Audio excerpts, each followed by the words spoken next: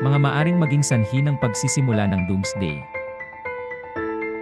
Ang Doomsday ay tumutukoy sa isang hypothetical na sitwasyon kung saan nagaganap ang malawakang pagkawasak o krisis na nagbabanta sa kaligtasan ng sangkatauhan. Maraming mga posibleng sanhi ang maaaring mag-udyok sa ganitong uri ng kalamidad. Narito ang ilan sa mga pangunahing dahilan.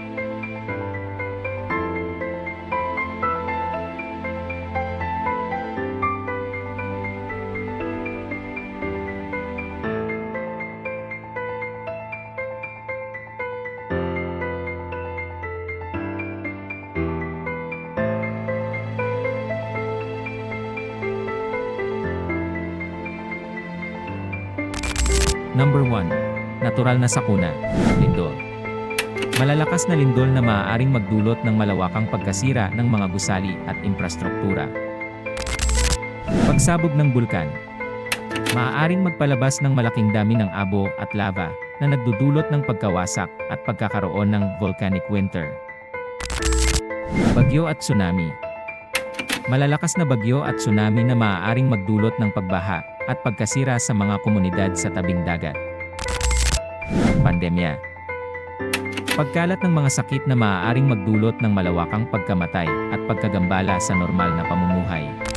Number 2. Nuclear war. Ang pagsabog ng mga sandatang nuklear na maaaring magdulot ng malawakang pagkawasak at nuclear winter. Cyber attacks. Malalaking cyber attacks na maaaring magpahinto sa mga kritikal na sistema tulad ng enerhiya, tubig, at komunikasyon. Artificial intelligence malfunction. Pagkakaroon ng mga malfunctions o pagkakamali sa mga advanced AI systems na maaaring magdulot ng malaking pinsala. Number 3. Mga sakunang pangkapaligiran. Pagbabago ng klima.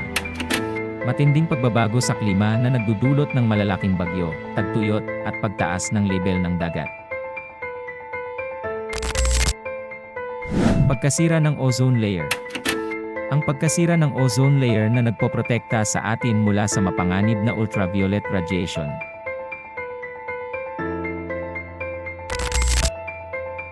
Resources depletion. Matinding kakulangan ng mga likas na yaman tulad ng tubig, pagkain, at enerhiya. Number 4. Mga panganib mula sa kalawakan. Asteroid impact. Pagbangga ng malalaking asteroid sa mundo na maaaring magdulot ng malawakang pagkawasak. Solar flares. Malalakas na solar flares na maaaring magdulot ng pagkasira sa mga satellite at grid ng kuryente. Number 5. Mga panganib sa sosyo-politika. Civil unrest. Malawakang kaguluhan at kawalan ng kaayusan sa mga bansa na maaaring magdulot ng digmaan at pagkasira. Economic collapse. Pagbagsak ng ekonomiya na maaaring magdulot ng malawakang gutom, kawalan ng trabaho, at kaguluhan. Ang pag-unawa sa mga posibleng sanhi ng Doomsday ay mahalaga upang makapaghanda at makabuo ng mga estratehiya sa kaligtasan. Mahalaga rin ang pagkakaroon ng edukasyon at kamalayan sa mga panganib na ito upang makapagplano, makapagdesisyon ng tama sa oras ng pangangailangan.